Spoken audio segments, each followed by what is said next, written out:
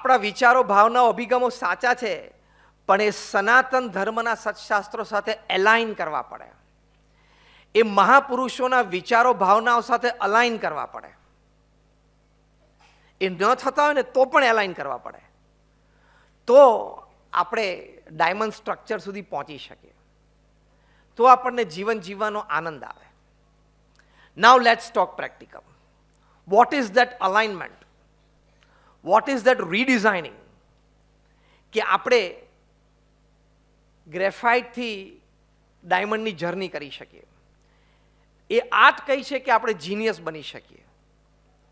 તો એ આર્ટમાં when we are talking practical, પહેલો અગત્યનો મુદ્દો છે ધ એટીટ્યુડ ઓફ એક્સિલન્સ.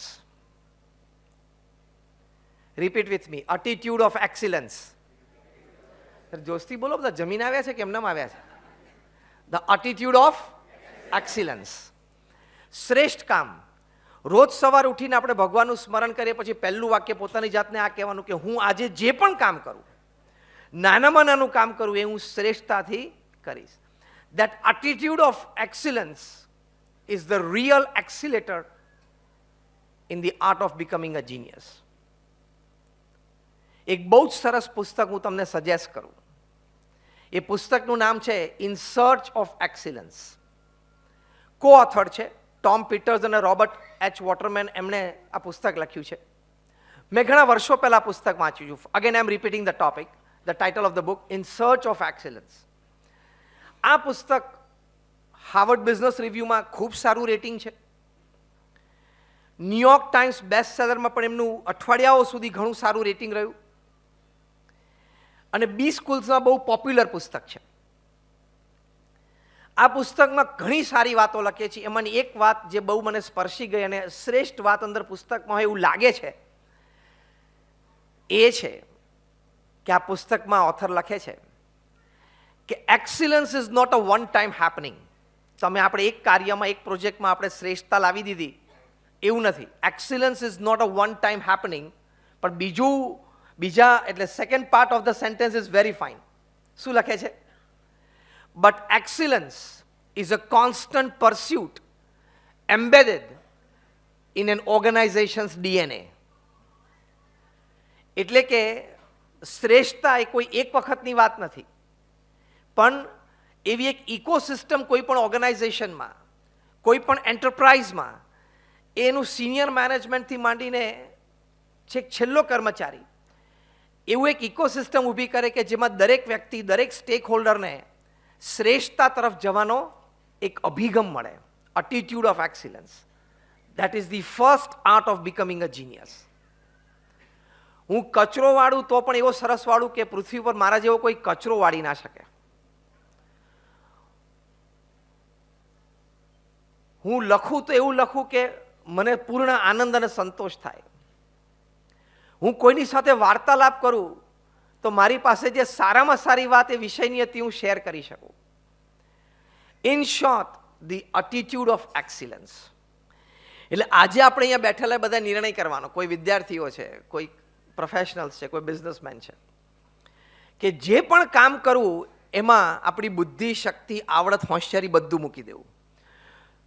તો પહેલો લાભ સેલ્ફ સેટિસ્ફેક્શન છે. Yes or no? First advantage is self satisfaction, કે I did my job properly. End result શું આવવાનું છે? ચેપ્ટર 2 છે. End result is chapter 2. એ આપણા લાઇકિંગ પ્રમાણે આવે, ના આવે, ઓછું વધતું આવે, દેટ ઇઝ ચેપ્ટર 2. ચેપ્ટર 1 શું છે? I did put my best foot forward. મેં, ભગવાને મને જે બુદ્ધિ, શક્તિ, આવડત, હોશિયારી આપી છે અને મારું જે કાર્યક્ષેત્ર છે એમાં મેં શ્રેષ્ઠ પ્રયત્ન કર્યો. તો that is the first art of becoming a genius. બીજી આર્ટ, હ્યુમન રિલેશન્સ. અત્યારે ટેકનો જમાનો છે અને એઆઈ આવી ગયું છે. ઘણા બધાને ફ્રી કરી દેશે. સાવ ચોખ્ખી ગુજરાતીમાં આપણે એમ તો ના બોલાય કે નવરા કરી દેશે. ઘણા બધાને ફ્રી કરશે. હ્યુજ અનએમ્પ્લોયમેન્ટ પૃથ્વી ઉપર પથરાઈ જવાની છે. એઝ સચ ઘણી બધી છે.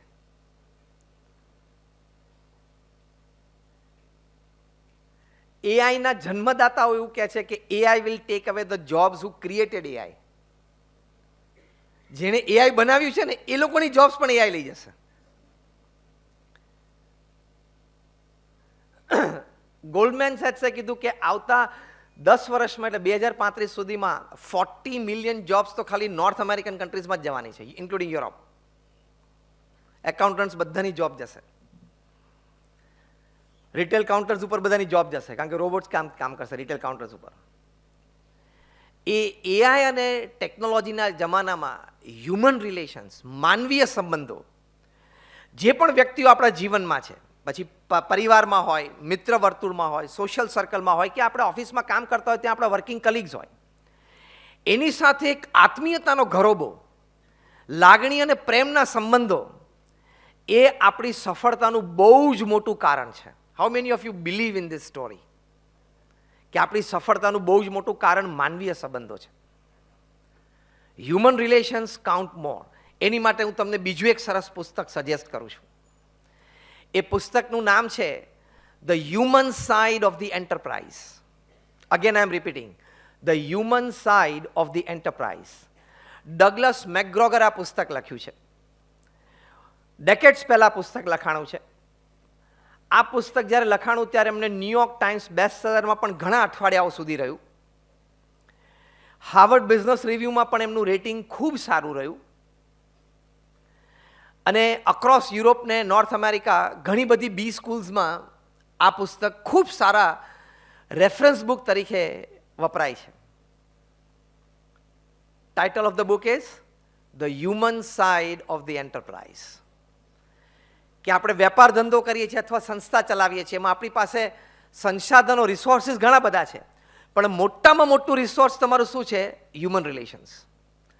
How you deal with people, how you associate yourself with people, how you make people associate with you, that counts a લોટ.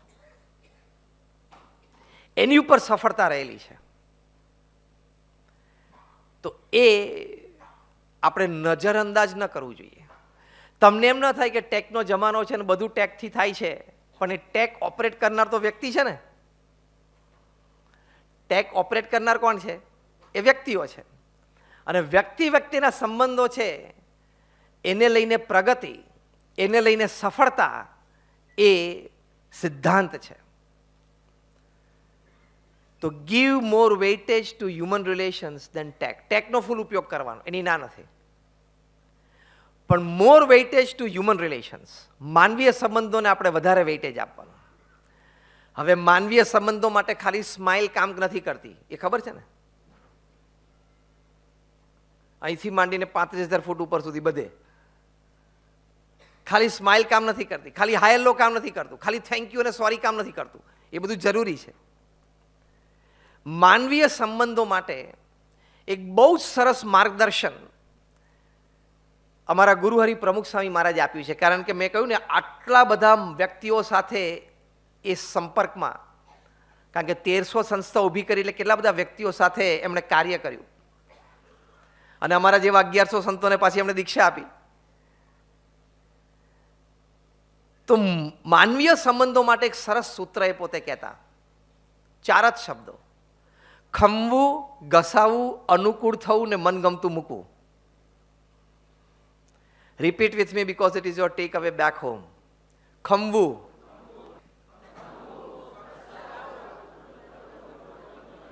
હવે ખાલી વિચાર કરો, છેલ્લી વાર આ 4માંથી એક આઈટમ આપણે ક્યારે કરેલી? તમને યાદ જ નહીં આવે. જય સ્વામિનારાયણ મિત્રો, જીવનમાં નવી પ્રેરણા અને સકારાત્મક વિચાર આપતી મોટિવેશનલ વિડીયોઝ માટે આજે જ અક્ષર મંત્ર ચેનલ સબસ્ક્રાઇબ કરો.